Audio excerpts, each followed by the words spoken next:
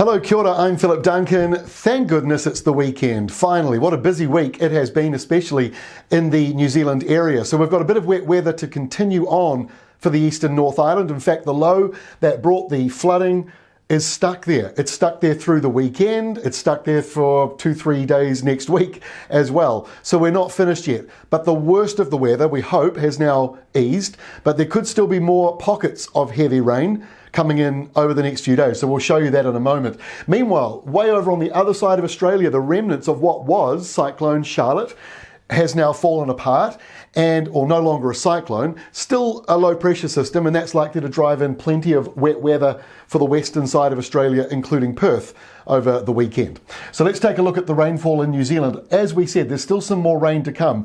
This is the 48-hour rainfall map, which kicks off from Sunday, 7 in the morning on Sunday. So we're getting a little bit ahead of ourselves, but this is Sunday and Monday's rainfall. And what you're seeing here, once again, in the same area, it's in that northern Hawke's Bay, Wairoa, Frasertown, Nuhaka area, plenty more rain, and that is getting up to around the 90 millimetre mark. So the odd local downpour could see that going over 100, and for others it might be down more around 70 or 80, but that's still in the zone to cause some issues. So we're not yet finished. There could be more floods and certainly more slips. I think slips are very likely because the East Cape area and Gisborne, Hawke's Bay area, as the locals know, the soil, it just slips away so easily with this sort of weather. So there could be more issues. The South Island, on the other hand, and the Western and Upper North Island looking a lot drier. So that is from 7 o'clock on Sunday through until 7 o'clock, well, it'll be Tuesday morning. Yeah.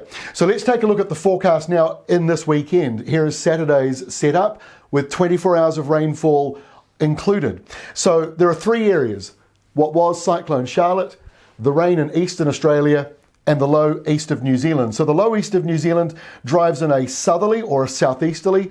You can see the heaviest rain just where we were talking about, but it's not too bad on Saturday. You're around that 15 to 20 millimetre mark, so it won't be as bad. If anything, that could be quite good at clearing up some of the silt from the floodwaters. Plenty of downpours along the eastern side of Aussie. The La Nina easterlies are back, and what was Charlotte bringing in showers for that western side of Australia. And on Sunday, those showers expand a bit further. The low actually starts to go back northwards again.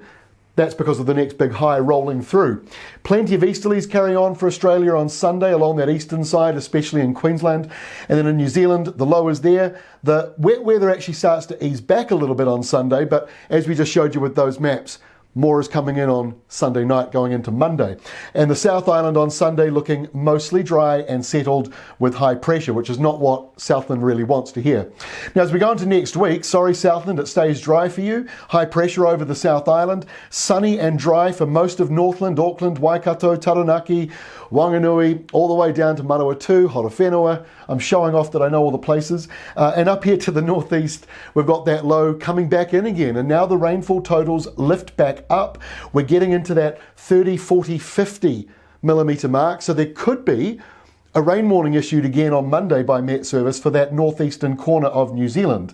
Now, by Tuesday of next week, that rain hasn't gone. So this is a problem, because if this remains as forecast, we're getting back into 60 millimetres for northern Hawke's Bay. That's rain warning criteria when that's within 24 hours. But this low is not 100% locked in. It might be a little bit further out to sea or a little bit further north.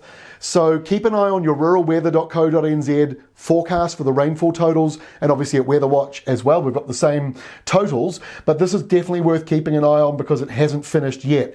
Everybody else, it's a pretty settled end to March and the start of April. And over here, more downpours on Tuesday in the east, but they ease a bit on Wednesday. They move back out to sea. And finally here on Wednesday, that low has kind of gone. It's still a little bit there. There's still a wee bit of low pressure, but the rainfall is dropping. You're just talking about 5 millimetres now in that Hawke's Bay area, and further north 10 to 15. That's not a problem at all. That's quite good after a flood because it can help, as I say, wash away the silt. So there's the forecast right through till the middle of next week. Plenty of easterlies in Australia for that eastern side, plenty of wet weather for our eastern North Island, and then we've got that rain over in Western Australia. Otherwise, everybody else in between pretty much settled. That's all from me. Have a great weekend. Thanks for all the comments this week, and we'll see you next week.